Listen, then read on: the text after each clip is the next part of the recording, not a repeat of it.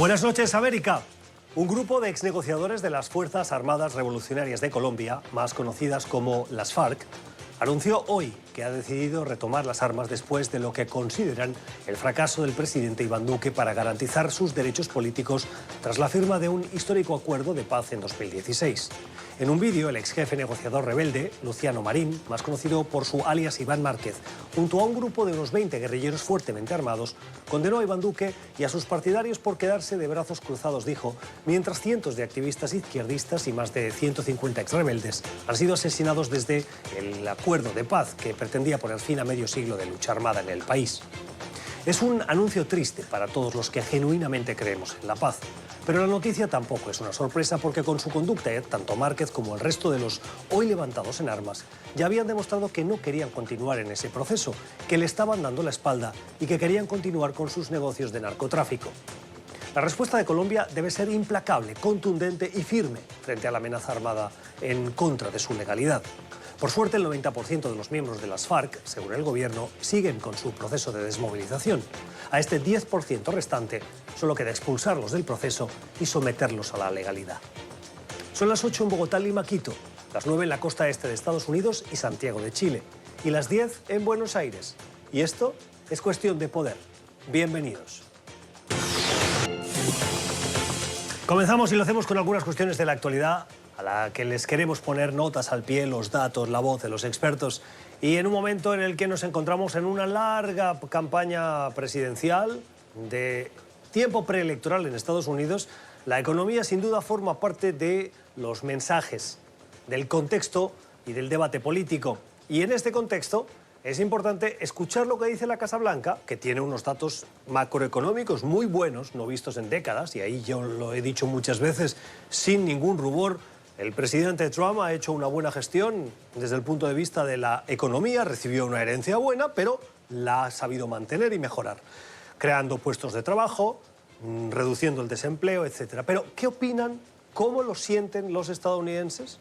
Ya van diversas encuestas, trabajos de campo, de empresas reconocidas, que dan como mínimo la señal de alarma. Y esta es otra de ellas. La consultora y la empresa Quinnipiac ha hecho un nuevo estudio que por primera vez pone de manifiesto que los estadounidenses no lo tienen tan claro cuando hablamos de economía. Miren los datos. Están divididos. El 37% de los estadounidenses, es decir, casi 4 de cada 10, creen que la economía no va tan bien, que estaría en un proceso de decadencia. El 31% sí lo ven en positivo, ven mejoras, y el 30% la ven igual. Ni mejor ni peor. Ahora bien, cuando les preguntamos sobre las decisiones económicas del presidente Trump, si ayudan a la economía, si ayudan a que las cosas vayan bien, aquí sí viene la alerta. Y es que por primera vez una mayoría cree que esas políticas, esas decisiones, ese comportamiento está haciendo más daño que está beneficiando a la economía. 41% de los estadounidenses, más de 4 de cada 10, creen que el comportamiento del presidente y sus decisiones no ayudan a la buena economía de Estados Unidos. Y el 31% piensa todo lo contrario. Por primera vez hay más que ven de manera crítica el comportamiento y las decisiones del presidente en cuestiones económicas y su impacto en la economía que los que las ven en positivo. Para reflexionar esto, sobre todo, los estrategas de campaña. Y la otra gran noticia del día, la de la decisión de una facción pequeña, pero relevante, porque las figuras lo son, de las FARC, el grupo revolucionario que en su momento dejó de ser grupo guerrillero para ser un partido político, y ahora algunos de sus miembros, en un vídeo de 32 minutos, aburridísimo por cierto, han salido a la palestra para decir que no les interesa el proceso de paz, que Iván Duque les está traicionando, palabras textuales, y que vuelven a las armas. Y además, fíjense qué ironía, dicen que vuelven a las armas para defender la paz, con armas. No se lo creen ni ellos. Son aproximadamente el 10% los guerrilleros que no han querido seguir con ese proceso de desmovilización. El 90%, según el gobierno, sí. Pero, lógicamente, decíamos al principio, si bien no es una sorpresa, es un balde de agua fría para ese proceso de paz, que ya venía muy cuestionado y, sobre todo, con críticas al quien lo firmó, Juan Manuel Santos, el anterior presidente, que dejó una herencia que tuvo que lidiar y recomponer como pudo el actual, Iván Duque. Vamos a buscar el análisis. Saludamos a Joseph Humire. El señor Humire es experto en cuestiones de seguridad y defensa y fundador del Centro para una Sociedad Libre y Segura. Señor Humire, gracias por estar con nosotros. Bienvenido. Comienzo preguntándole por el rol de Venezuela. Hay informaciones que apuntan que ese vídeo se hubiera podido grabar en Venezuela. En cualquier caso, sí está demostrado que Venezuela da cobijo a estos grupos disidentes. Esto puede ser un elemento que refuerce a Nicolás Maduro como un agente para ahora hablar con él para buscar solución a este nuevo grupo guerrillero. Bueno, gracias por la invitación. Maduro simplemente se está protagonizando de un conflicto que está construyendo, ¿no? La FARC ha tenido refugio y ha estado presente en Venezuela por mucho tiempo, desde prácticamente toda la época de la Revolución Bolivariana y el chavismo. Entonces él está aprovechando de esta situación. Y yo creo que es importante poner en contexto cuál es el rol de Venezuela con la FARC y con este tipo de grupos de crimen organizado y terrorismo. En el Departamento de Defensa aquí en Estados Unidos hay un concepto que se llama convergencia. Es cuando se empieza a unir grupos de crimen organizado transnacional con grupos de terrorismo internacional. Esa convergencia está pasando específicamente en Venezuela. Venezuela da apoyo logístico a este tipo de grupos en todo tipo de protección de Estado y por lo tanto le da un protagonismo a Maduro y al régimen en promover este tipo de conflictos y con este tipo de grupos de crimen organizado y terrorismo internacional, como la FARC. Diversas fuentes apuntan que los que no se han apuntado, no se han desmovilizado y mantienen su compromiso con la lucha armada, con las armas, son un 10% de lo que en su momento fue esa gran guerrilla de las FARC. Ese 10%, ¿qué capacidad tiene según su opinión? Mira, el problema es que ese 10% es lo que estamos viendo dentro del territorio colombiano. Entonces, obviamente, en el territorio colombiano han debilitado muchísimo su habilidad de control territorio y, por lo tanto, por levantar su lucha de armas. Lo que no sabemos es cuánta fuerza tienen fuera de Colombia, principalmente en Venezuela. O sea, no tenemos las cifras de cuántas armas la FARC está colectando o empezando a destruir en sus disidentes en ese país, en Venezuela. Entonces, puede ser que nos sorprende que ya la FARC tiene una capacidad mayor de lo que parece, porque sus fuerzas mayores ni siquiera están concentradas en Colombia, están concentradas en Venezuela o hasta puede ser en otros países. Entonces yo creo que esa es la pregunta que vamos a tener que estudiar y vamos a aprender pronto, porque si van a retornar a las armas, con solo el 10% que tiene Colombia no sería suficiente para luchar contra el ejército colombiano. Es la opinión de Joseph Humire, es director del Centro para una Sociedad Libre y Segura, es experto en cuestiones de seguridad y defensa. Señor Humire, un gusto siempre escuchar sus explicaciones. Feliz noche. Gracias a ti. Buenas noches. Y hablando de Venezuela, a partir de hoy vamos a intentar recomendarles un artículo de opinión o relevante que nos ha gustado en la prensa internacional. Y lo hacemos, ya que estamos hablando de Venezuela, con este que se publicó, y por cierto, que ha rodado mucho, hace muy pocas horas en el New York Times, en su edición en español. El título es muy elocuente. Creí en Hugo Chávez y fue un error. Y no lo firma cualquiera. Lo firma Nickmer Evans. Es politólogo, es director de Visor 360 Consultores y tiene una maestría en psicología social. Fue un conocido chavista. Le solicitó al Consejo Nacional Electoral la inscripción del partido Patria Socialista para apoyar a Nicolás Maduro como presidente en las elecciones del 2012 y es miembro del Frente Amplio Venezuela Libre. Con estas credenciales a uno le queda más o menos claro de quién estamos hablando, pero hoy está decepcionado. El artículo es un fuerte alegato, un llamado a los chavistas, a los que hoy siguen apoyando a Nicolás Maduro para que recapaciten. Y hay dos párrafos que nos parecen muy elocuentes. Hoy, con Venezuela en ruinas, admito que fue un error pensar que con Chávez había llegado una izquierda democrática, con arrastre popular y sin taras a Venezuela. No llegó. En cambio, se instauraron los cimientos de un régimen autoritario, diseñado para beneficiar a unos cuantos y económicamente fallido. Esta dolorosa equivocación de tantos de nosotros es inobjetable, es palpante en el hambre de la gente, la represión contra los civiles que protestan, los registros de tortura a militares disidentes, las ejecuciones extrajudiciales, la malnutrición infantil y la prohibición de cualquier tipo de crítica u oposición. Estos son los saldos del chavismo en el que una vez creí. Así que es hora de hacer algo que todos los chavistas podrían hacer, una decisión muy personal e increíblemente difícil, pero quizás necesaria para poder sanar y avanzar. Reconocer su error y entender el enorme daño que el proyecto de Chávez le ha hecho a Venezuela. La voz de Nigmer Evans, decepcionado con el chavismo, desilusionado de aquellos que en su momento apoyaron a Hugo Chávez buscando una alternativa al modelo neoliberal y que ahora se dan cuenta del fracaso. El artículo acaba apelando a esos chavistas que todavía apoyan al régimen para decirles que el chavismo per se tiene la posibilidad de sobrevivir. Claro, en una Venezuela en democracia y antes habiendo admitido los errores, los tropiezos y redefiniendo el proyecto político. Y terminamos con la noticia en positivo, una noticia que nos lleva a Ginebra, donde se acaba de producir la Convención de Comercio Internacional de Especies en Peligro de Extinción. Reúne a expertos cada 2 años, es una convención bienal, que analizan la evolución de las especies y el ámbito en el que viven y cómo la actividad humana en muchos casos está poniendo en peligro su supervivencia. Hay una noticia buena y es que los expertos han decidido incluir a la jirafa dentro de esa lista. Hay 500 especies en esa lista y es que en los últimos 30 años la jirafa ha reducido su existencia en el planeta Tierra entre el 36 y el 40% en solo 30 años. Y de seguir este ritmo, la situación de vulnerabilidad en la que hoy se encuentra la llevaría al abismo de la extinción. Dejaría de haber jirafas en libertad en el planeta Tierra. Hay una media botella vacía y es que hay 500 especies que están en peligro de extinción.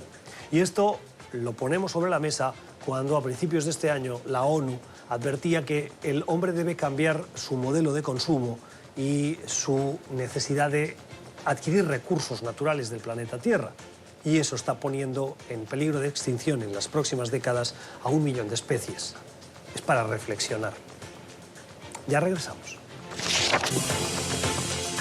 Tiempo para el análisis, para la mirada a América Latina. Cada 15 días nos gusta conversar con el presidente del Diálogo Interamericano, Michael Shifter, que hoy nos acompaña en ese repaso, en esa mirada latinoamericana desde Washington.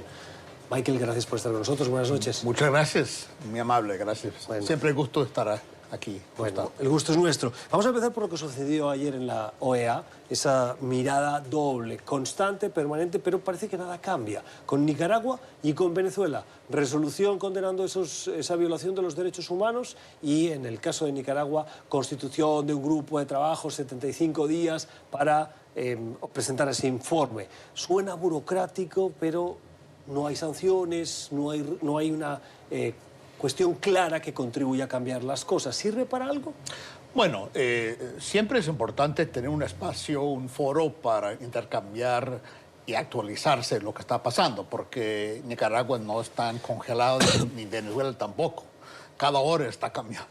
Entonces hay cierta utilidad que hay que reconocer para que se convocan los representantes de todos los gobiernos del hemisferio para conversar y para estar al día, digamos, lo que está pasando. Lo que están descubriendo es que los instrumentos que tienen disponibles no son muy fuertes, digamos, no tienen muchos dientes, si quiere llamarlo así. Es buenas resoluciones, no, yo creo que no debería subestimar eso, pero tampoco no va a resolver la situación. Entonces, ahora, hay países que están aplicando sanciones a Nicaragua y a Venezuela, pero esto no es algo que se han hecho como la OEA, que no es una decisión de la OEA. Entonces la OEA es un foro para buscar soluciones políticas a las crisis en el hemisferio, y Nicaragua y Venezuela son dos, pero al final va a depender mucho de cómo va la presión y cómo responde la presión tanto el presidente Daniel Ortega como Nicolás Maduro en Venezuela. Y hasta ahora, ninguno de los dos ha mostrado mucha flexibilidad a los planteamientos que se ha llevado. En las últimas horas, y hablando precisamente de gestiones diplomáticas, hemos conocido que Canadá, a través de un enviado especial del primer ministro Justin Trudeau, se ha reunido con altos representantes del régimen de La Habana, a quien les presiona para buscar unas soluciones, una salida para Nicolás Maduro y la crisis venezolana. Ya llevan 3 sesiones de trabajo, las conocemos ahora, parece que, de acuerdo a la información publicada por Bloomberg, esas reuniones tendrían el conocimiento y la aquiescencia de Estados Unidos, pero nos preguntamos qué puede hacer Canadá en esa cumbre, en ese juego triangular con Cuba para solucionar Bueno, hay que reconocer que Cuba ha cambiado un poco su posición con respecto a Venezuela. No muy grande el cambio, pero... Yo le iba a decir que muy pequeña, porque ¿cuál es el cambio? Bueno, el cambio es ir de un lado, decir que estamos en contra de intervención en los asuntos internos de Venezuela, que tenemos la posición un poco más rígida, a pasar a la oposición, estamos dispuestos a participar en un diálogo. Pero eso no es una estrategia de el castrismo de toda la vida, de dialoguemos y mientras vamos ganando tiempo y vamos... Yo no estoy diciendo que... Pero eso es, hay que interpretar esas cosas como son. O sea, yo creo que decir que no estamos a hacer nada, al otro punto decir estamos dispuestos a hacer un poquito de participar en un diálogo, es un cambio, no es un gran cambio, pero hay que reconocer en este momento los matices, las cosas, aunque sean muy modestas. Ahora, yo no estoy muy optimista que Cuba jugará un papel. Creo que Cuba tiene mucho en juego en el régimen de Maduro, el dictador de Maduro, y no va a hacer mucho, no va a ayudar mucho para que haya una transición democrática. No es su fortaleza promover transiciones democráticas. Al mismo tiempo, Estados Unidos está apretando y poniendo mucho más presión sobre Cuba. Entonces, ellos creo que no van a confiar nada, que si ellos ayuden en Venezuela, que Estados Unidos, aunque apoyan eso, aunque tiene la vista buena esto, que no van a, digamos, marchar atrás con todas las presiones y el bloqueo que está realmente teniendo efectos muy fuertes en Cuba. Entonces no hay esa confianza de Estados Unidos. ¿Qué le puede ofrecer la comunidad internacional a Cuba para que levante el apoyo que le da al régimen de Maduro? ¿O es algo tan inmaterial que es imposible de sustituir? Bueno, yo creo que lo puede ofrecer. Yo creo que Estados Unidos tiene mucho que ofrecer. Están en vigencia algunas medidas muy fuertes. ¿Pero usted cree que una administración republicana va a levantar sanciones, por ejemplo, al régimen de los Castro? No creo, pero si ellos quieren resolver, si es la clave para resolver la crisis venezolana, debería. En un periodo electoral en Estados Unidos, cuando Florida es estado clave. No, yo no estoy... estoy intentando mantener un diálogo como para ver todas las... Yo estoy diciendo que a nivel lo que podría ser, pero con tenéis razón, con este gobierno en este momento y con Florida siendo un estado tan clave y decisivo, no es muy probable que esto va a pasar. No estoy diciendo que va a pasar, pero si tú me preguntas qué puede ser la comunidad internacional para Cuba, bueno, Cuba es una situación desastrosa económicamente. No tiene ningún deseo y voluntad para cambiar políticamente, no va a cambiar régimen, pero sí le gustaría mejorar la situación económica y la comunidad internacional puede ayudar, pero Estados Unidos, como dices tú, en un clima electoral a lo mejor no va a hacer nada. Bajemos un poquito más abajo del continente. La Amazonía se está quemando, es algo que pasa habitualmente, también hay que decirlo, pero este año le estamos poniendo más atención por la gravedad del alcance de los incendios. No solo afecta a Brasil. La Amazonía es una zona que no conoce fronteras y es compartida en su territorio por Colombia, por Perú, por Paraguay, por Bolivia. En estos países también hay incendios, pero le hemos puesto la atención a Brasil, primero por la extensión, pero también por la tensión diplomática del discurso del gobierno de Jair Bolsonaro en contra de lo que él considera un colonialismo externo que ve en Brasil un territorio de nadie al que se le puede dictar. ¿Cómo valora usted esa polémica diplomática? ¿Tiene razón Bolsonaro? Bueno, yo creo que en este momento estamos en un mundo cuando el tema del cambio climático y el tema de Amazonas, que es el pulmón un poco del mundo, es un tema global. Es cierto que está dentro del territorio brasileño la mayor parte del Amazonas, pero también está con otros países, pero es algo que puede destruir la planeta. Entonces, no es que solamente afecta a Brasil. Hay gente que están argumentando es como armas de destrucción masiva. Es este tema. Entonces, yo creo que en un mundo globalizado hay preocupación de todos. Ahora, Bolsonaro tiene control, tiene derecho, nadie está cuestionando esto, pero yo creo que está muy bien, que hay mucha presión, hay mucha preocupación, porque no es un tema que solo afecta a Brasil, afecta a todos. Bolsonaro no ha reaccionado bien hasta que dijeron en Europa que iban a retirar. Macron dijo retirar del acuerdo. Bloquear el acuerdo de libre comercio. El acuerdo de libre comercio, lo cual es muy importante para Bolsonaro. Entonces, en ese momento mandó los militares para tratar de apagar los incendios.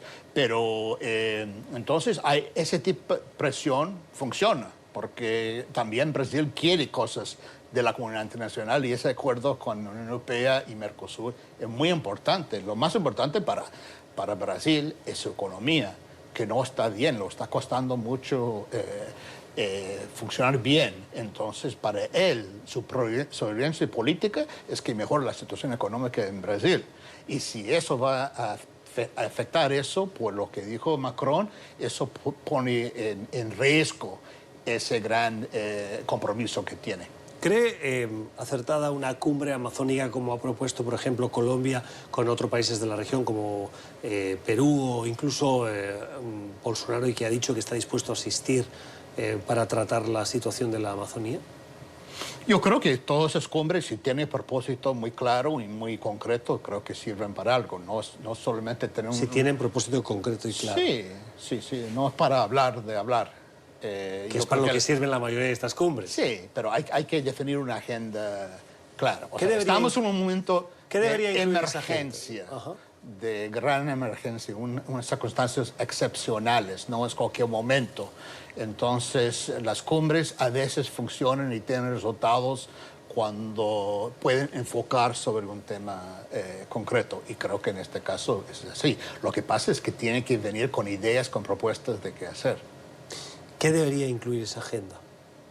Bueno, yo creo que tiene que haber una coordinación de los gobiernos de Amazonas para un poco para proteger la Amazonas, que es muy importante, y que un país tiene que colaborar entre los que están afectados, todos los gobiernos que están afectados, y construir un régimen un poco más fuerte para preservar y proteger las Amazonas, porque esto yo creo que es fundamental para todos. No creo que hay que verlo como una opción entre protección del medio ambiente por un lado y desarrollo económico por otro lado. Yo creo que hemos visto que ambas cosas se pueden combinar y esto es lo que tienen que pensar los mandatarios de cómo se puede hacer ambas cosas. Tengo que terminar, señor Schweitzer, brevemente. No lo habíamos comentado, pero las primarias en Argentina dieron una victoria al peronismo, kirchnerismo de Alberto Fernández frente a Mauricio Macri. Macri reaccionó con una serie de propuestas económicas para intentar reactivar la economía, sobre todo frente al batacazo de los mercados cuando se vio esa victoria del peronismo y la posibilidad de que vuelvan al poder. Y esta semana hubo reunión del entorno de Fernández con el FMI, que ha generado aún más confusión, más caos. ¿Teme usted una derrota de Macri y que eso afecte a la estabilidad de Argentina? Bueno, Argentina, el problema con Macri es que no produjo resultados. Lo que él prometió fue reducir la inflación, reducir pobreza, no hizo ninguna de las dos cosas. Y por eso pasaron la factura y lo está pagando muy fuerte. El nuevo gobierno, que parece todo indicar que va a ser elegido en la elección, no está muy claro para dónde va. Ciertamente es una posición mucho más, digamos, antimercado, pro-Estado que lo anterior. Pero Alberto Fernández es un tipo mucho más moderado y más pragmático que Cristina Fernández de Kirchner, su forma como vicepresidente. Entonces, yo creo que hay que ver. Si van por el lado de Cristina, creo que se puede complicar mucho. Pero si Alberto Fernández afirma su autoridad, ejerce bien y sigue un camino más moderado y se puede llegar a un acuerdo de cómo reestructurar la deuda con el Fondo Monetario, esto puede ser una salida para el país. la mirada latinoamericana con Michael Shifter, el presidente del Diálogo Interamericano en cuestión de poder. Señor Shifter, gracias. Encantado. Siempre un gusto tenerte. Un gusto es mío. Esto es Cuestión de Poder. Ya regresamos. Tiempo para el debate en Cuestión de Poder, hoy para escuchar las opiniones de las voces republicanas, demócratas, liberales, conservadoras. El tiempo de hoy de este debate lo vamos a compartir con Jocelyn Castillo. Es analista político, forma parte de la Iniciativa Libre, que es una organización de políticas conservadoras. Señora Castillo, gracias por estar con nosotros. Muy buenas noches. Y con Joseph Malouf, es analista político liberal, es abogado, es experto en derecho constitucional. Señor Malouf, muy buenas noches. Gracias por tenerme, buenas noches. Muy buenas noches a los dos. Quiero comenzar con estos datos de la percepción de la economía que tienen los estadounidenses.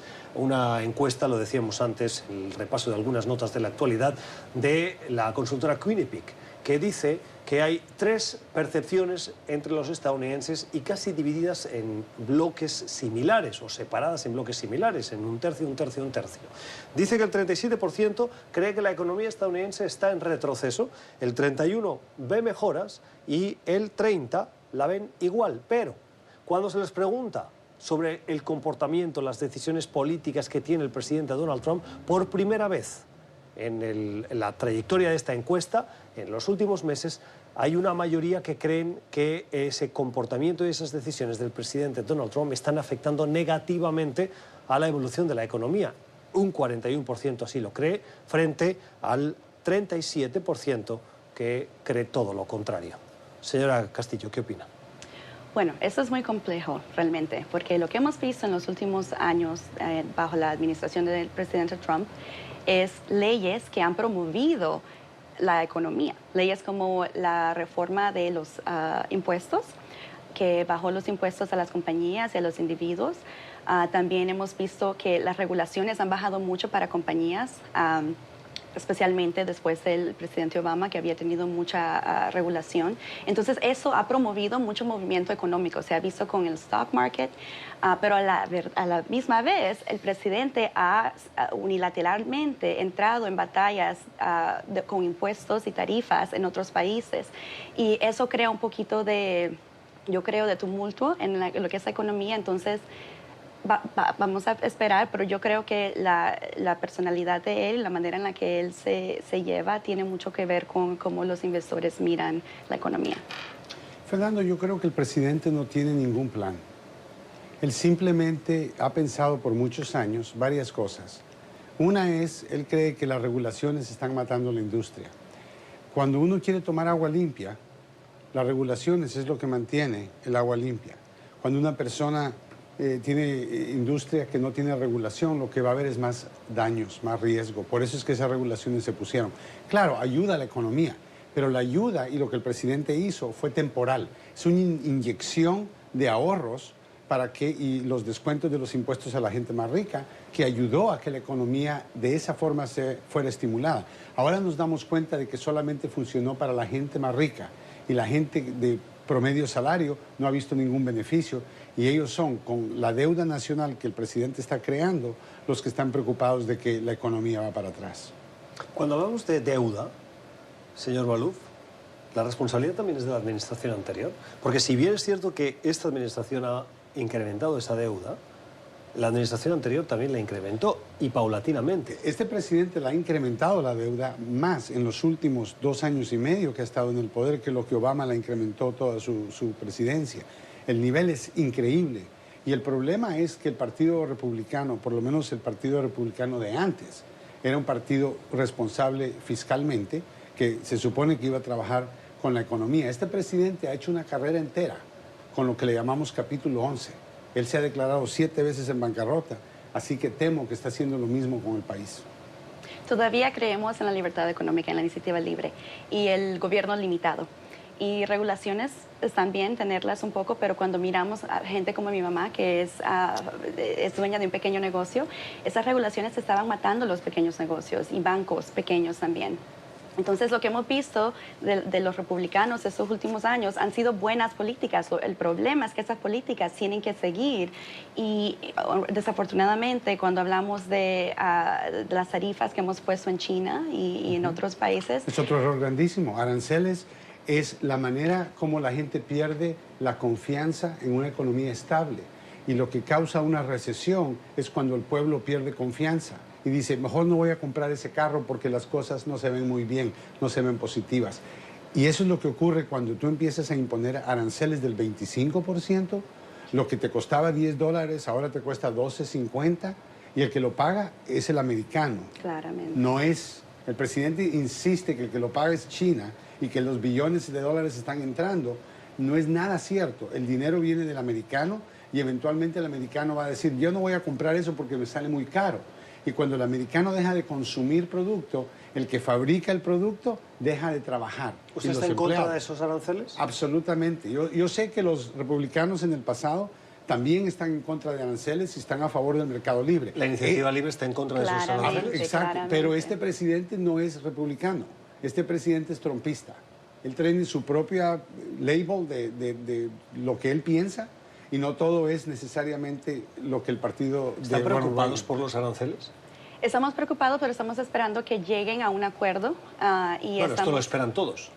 Obviamente, pero al final del día no se puede negar que el desempleo, especialmente para latinos, está muy bajo, lo más bajo que hemos visto en Tengo décadas. aquí los datos, 3,7% en Estados Unidos, 4,5% para los latinos. ¿Sabes lo que sería bueno con un desempleo tan bajo? Darle permiso a inmigrantes que no tienen permiso de trabajar. Porque tenemos una fuerza que quiere trabajar y salir de las sombras, de la oscuridad donde se encuentran, y tenemos empleos. Entonces aquí no podemos decir que los latinos vienen a quitarle el trabajo a un americano cuando el desempleo de 3.7 esencialmente es cero. Porque un 3.7 es el grupo de personas en este país que no pueden trabajar, ancianos, niños, gente que no quiere trabajar. Así que en este momento Estados Unidos, todo el mundo está trabajando que quiere trabajar. El problema es que con todos los síntomas que estamos viendo en la inmigración, se necesita un cambio de leyes, y un cambio de leyes que sea una reforma migratoria. Hagámosla. Y el problema es que ahorita políticamente es demasiado difícil. El problema, Jocelyn, es el presidente de los Estados Unidos, que los demócratas le ofrecieron $20 billones para construir su muro si simplemente otorgaba las visas de residencia permanente para DACA y también le daba residencia a TPS. El presidente lo rechazó. Así que el problema no es inmigración, el problema es el presidente. No son las leyes, es el presidente. ¿Algo que añadir y cerramos este tema? ¿Estamos bien? Bueno, entonces les propongo que hablemos precisamente de la iniciativa del presidente, la gran iniciativa o la promesa electoral de construir ese muro. Hasta la fecha no ha avanzado en la construcción del muro. A pesar de las imágenes que él ha tuiteado y ha dicho que se avanza, no se ha construido un nuevo muro desde que llegó a la Casa Blanca. Y dijo que lo construiría y que lo pagaría México. Pero ahora parece que lo de México queda en el olvido y lo de la construcción se ha convertido en un problema para su reelección. Por eso, de acuerdo a diversas fuentes periodísticas en Estados Unidos, recientemente le dijo a sus asesores que hagan lo que sea necesario y, si conviene, que tomen las tierras, dice el artículo. Claro, se trata de tierras privadas que habría que expropiar en Estados Unidos, hablando de expropiar, tomarlas del gobierno, aunque eso fuese ilegal, y el presidente les dijo además, según estos reportes periodísticos, que luego el Trump ha dicho que no son ciertos, pero según esos reportes, que luego ya les dará el perdón presidencial. ¿Qué opina? ¿Dónde comenzar? Es ilegal a tanto nivel. Número uno, la Constitución, que es artículo 1, sección 8, explica que solamente el Congreso tiene la autoridad de apropiar dinero del pueblo y gastar dinero.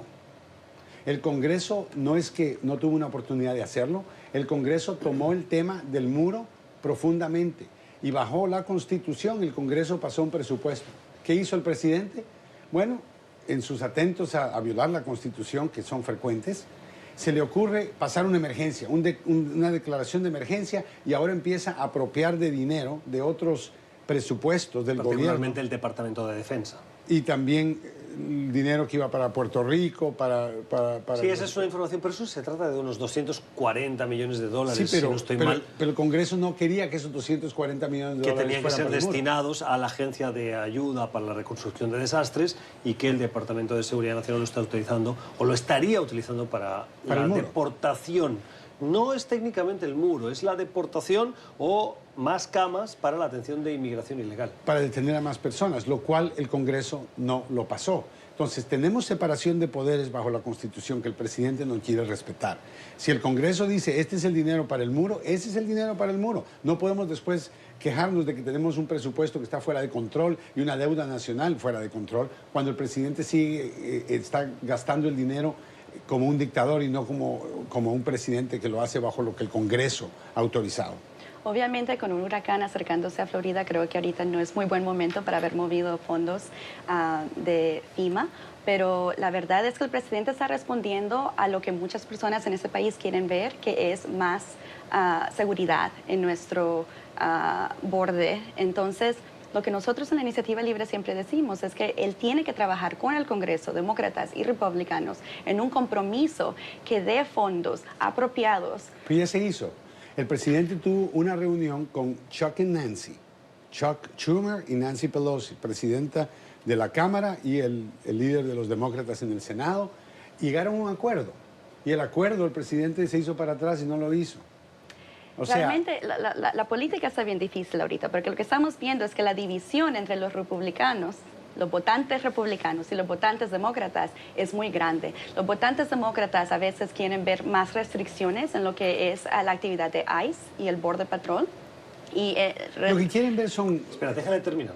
Realmente yo pienso que tiene que haber un compromiso en donde los dos partidos toman un voto que realmente no va a ser muy popular con sus seguidores, y realmente no he visto en los demócratas o realmente en los republicanos, lamentablemente, que quieran comprometerse realmente. Cada quien quiere sacar de su lado lo que ellos quieren. Obviamente republicanos quieren más esfuerzos y los demócratas quieren enfocarse más en lo que es los derechos de los inmigrantes.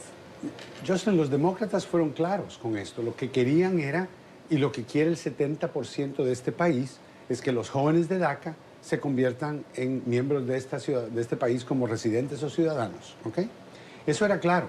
El presidente quería un muro. Y eso fue claro también. No porque es necesario, pero porque él lo cree necesario para su campaña. Por eso es la presión de ahora. Porque no teníamos esta presión hace 2 años, cuando el presidente tenía la Cámara Baja republicana y el Senado republicano, donde pudo haber pasado cualquier presupuesto para el muro, y no pasó. Y consecuentemente, lo que de verdad estás viendo aquí no es un muro que necesita construirse, es la impresión de que hay un muro que se está construyendo y que el presidente está cumpliendo su promesa. Esa no es una manera responsable de apoderarse de dinero diseñado para cosas más importantes. Y una derivada de esta política migratoria también la conocíamos esta semana, y les pido también una aclaración porque hay una cierta confusión. Como a nosotros no nos queda claro, porque la norma tampoco es que haya salido de manera muy definida. Parece que hay un intento ahora por parte de esta administración para poner más dificultades a los hijos de ciudadanos estadounidenses en el exterior, residentes, que no son ciudadanos, que viven fuera y que ahora van a tener que cumplimentar más papeles. Son residentes que estarían sirviendo en el ejército como funcionarios y que por lo tanto se les consideraría técnicamente dentro del territorio estadounidense. Pero hemos visto que el presidente ahora quiere poner trabas. ¿De qué tipo de trabas se trata y a quién afecta? Mira, no afecta a muchas personas, solo afecta a aquellos miembros del servicio militar o empleados del gobierno que no están en Estados Unidos, que están sirviendo a Estados Unidos fuera del país, pero que no son ciudadanos americanos.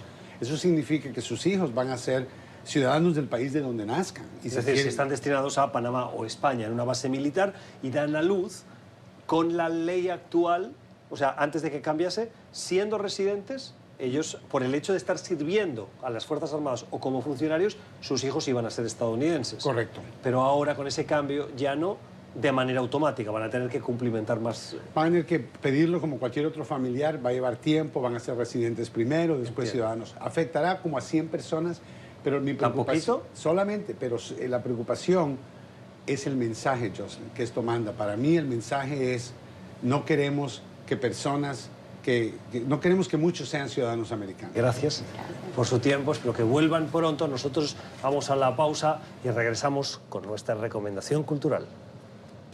Vamos a las redes sociales. Y muchos mensajes hoy sobre la noticia del día, la del anuncio de las FARC. El primero que nos llega es una reflexión, sobre todo ahora que muchos intentan ofrecer soluciones a la crisis en Venezuela. Esta reflexión nos parece pertinente. Que lo sucedido en Colombia con las FARC sea un ejemplo claro de lo que pasaría en Venezuela si se les otorga amnistía a corruptos, terroristas y malandros.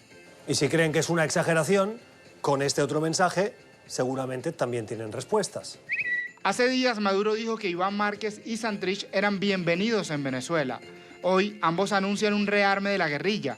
A la crisis migratoria como factor de perturbación, ahora también se suma el apoyo a una nueva guerrilla. Y ya que hablamos de Venezuela, permítame que lo ligue con la crisis de los incendios en la Amazonía. Muchos hemos puesto la mirada en el gobierno de Jair Bolsonaro, que con sus políticas ha contribuido a que esos fuegos no solo se creen, sino que se propaguen. En los últimos días, en las últimas horas, el gobierno ha tenido que reaccionar y ha enviado al ejército. Desde Venezuela también pensaban en su propio ejército cuando miraban a los fuegos. Me gustan los aviones y el supertanker es muy especial, pero no apaga fuegos por sí solo. Con gente en tierra sí se puede apagar. Brasil pondrá 40.000 soldados, eso es lo correcto. ¿Dónde están nuestras Fuerzas Armadas? Bueno, solo para gritar patria o muerte. Los fuegos que a todos nos preocupan. Hay un hashtag, un tema que en redes sociales está teniendo mucho éxito. La Amazonía somos todos. Pues bueno, si queremos colaborar, más allá de escribir mensajes o de lamentar que Jair Bolsonaro hace o deja de hacer, esta reflexión puede ayudarnos. Decir el Amazonas somos todos no sirve si contribuimos con su destrucción. Los fuegos son provocados por ganaderos y agricultores de soya y maíz. Brasil es el mayor exportador de carne. Soya 80% para alimentación animal, maíz 40%. No comas carne. Yo no sé si sería tan radical, no comer carne tampoco es la solución, pero un consumo moderado, buscando alternativas, también ayuda. Y no lo digo yo solo. Recientemente un informe de expertos de la ONU también nos recomendaba reducir el consumo de carne, que es uno de los principales o de las principales industrias que generan esos gases que contribuyen al calentamiento global. Bueno, hasta aquí. Gracias por habernos escogido. Gracias por la generosidad de su tiempo. Esperemos que hayan aprendido, como lo hemos hecho nosotros, de nuestros invitados y de sus comentarios. Volvemos mañana. Que tengan una feliz noche.